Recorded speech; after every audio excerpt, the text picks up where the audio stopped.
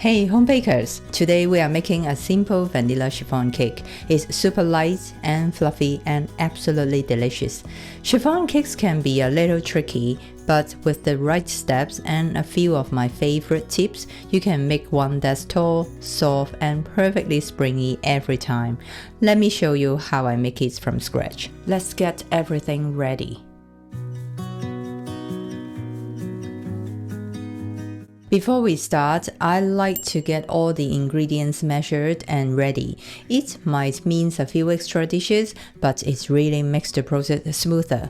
No stopping halfway to measure things. And here's a little tip. For liquid ingredients, you can actually measure them in grams instead of using a measuring cup. Since 1 milliliter of water equals 1 gram, it gives you a more accurate measurement, and that precision really helps when it comes to baking. I also like separating the eggs in advance. Make sure no yolk gets into the whites, or the meringue won't whip up properly. Last but not least, preheat your oven to 160 degrees Celsius and it's time to get baking. We will start by adding 30 grams of caster sugar to the egg yolks, then whisk on medium speed until the mixture becomes thick and pale. What I'm doing here is try to incorporate as much air as possible. That's the key to getting a chiffon cake that's light, fluffy, and full of bouncy. Next, add the liquid ingredients, milk, vegetable oil, and vanilla extract, and give it a quick mix. Just a note, try to use a good quality vanilla extract here, since it really makes a difference to the final flavor. Now for the dry ingredients, sieve in the flour, baking powder, and salt. Sifting helps remove any lumps and ensures everything is evenly distributed in the batter. Give it a good mix until the dry ingredients are almost fully incorporated. Then we will finish mixing by hand. This helps avoid overmixing and keeps the batter nice and airy.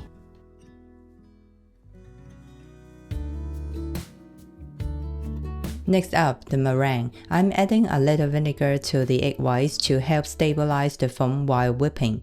It makes the meringue more stable, which is the key for getting that light, fluffy chiffon texture. If you don't have vinegar, you can use the same amount of lemon juice or about a quarter teaspoon of cream of tartar instead. They all work to stabilize the egg whites while whipping. Once you see a layer of foam forming, start adding the sugar in 3 stages. This helps to dissolve more evenly and keep the meringue stable and glossy.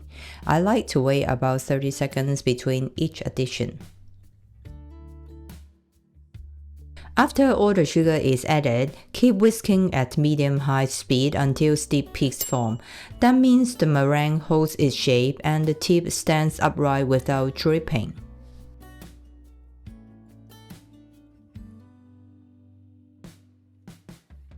Start by adding a small scoop of meringue into the yolk batter to loosen it up.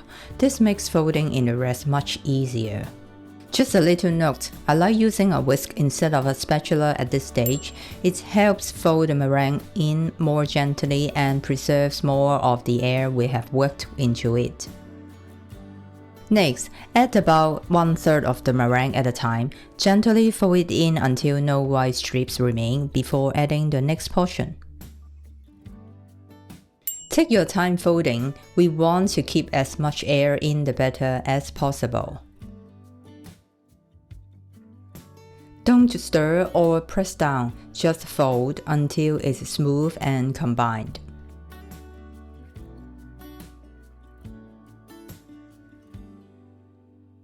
You will know it's ready when the batter looks light, airy, and velvety smooth. Let's talk about the pan. I'm using an 8-inch tube pan for this recipe. If yours is a different size, you may need to adjust the ingredients amount. I have included more details on my blog. The link is in the descriptions below. One more thing, don't grease the pan. Chiffon batter needs to cling to the sides and center tube to rise properly. Hold the bowl steady and pour the batter into the pan in one spot. We will level it out afterward. This way, you can focus on pouring without worrying about making a mess. Now let's get rid of air bubbles trapped in the batter. First, lift the pan a few inches and drop it onto the counter to pop any large air bubbles. Then run a skewer through the batter to break up the smaller ones. This helps the cake bake evenly with a fine, even crumb. Meaning the cake has small, delicate air pockets that are uniformly distributed throughout, giving it a soft, consistent texture. Before baking, gently shake the pan to level the batter if needed. Another key to successful baking is oven temperature. That's why I recommend using an oven thermometer to monitor it.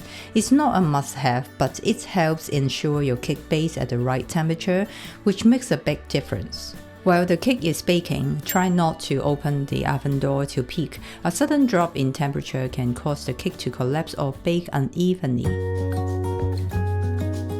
You will know it's done when the top is golden and a skewer inserted into the center comes out clean. Once it's out of the oven, immediately invert the pan and let the cake cool completely upside down for about 2 hours. This helps the cake stay tall and prevents it from collapsing as it sets. Now that the pan is completely cool to the touch, let's take a look. No sign of sinking, which is exactly what we want. It's time to unmold the cake. There are a few ways to do this, but I like to run a palette knife gently along the edges and around the center tube. This gives me better control without pressing down on the cake too much. As you can see, I'm using a smaller plastic knife for the center tube. It makes the job a bit easier, but a regular sized one works just fine too. You will just need to go a little slower and be more careful. Then gently push up from the bottom. The cake should release nice and clean.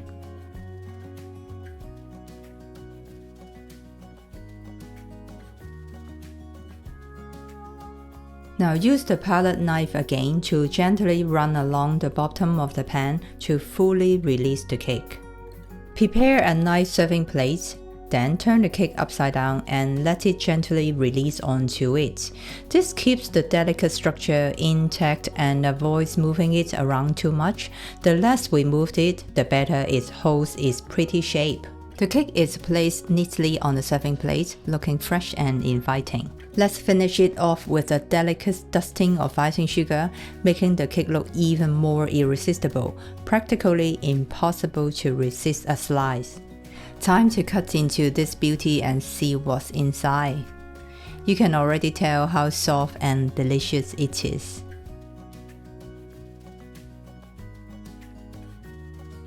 Look at the interior. It is light and airy, full of delicate crumbs that feels almost weightless. The cake is incredibly soft and absolutely perfect with a cup of coffee. So there you have it. I hope you will give this vanilla chiffon cake a try. It's light, fluffy, and full of that classic vanilla goodness we all love. I also hope you found all the tips helpful for achieving that perfect chiffon texture at home. You will find the full recipe in the descriptions below, along with extra notes to guide you every single step of the way. If you enjoyed this video, please give it a like and share it with fellow home bakers. And if you have any questions, feel free to drop them in the comments. I'm always happy to help, and your question might just help someone else too.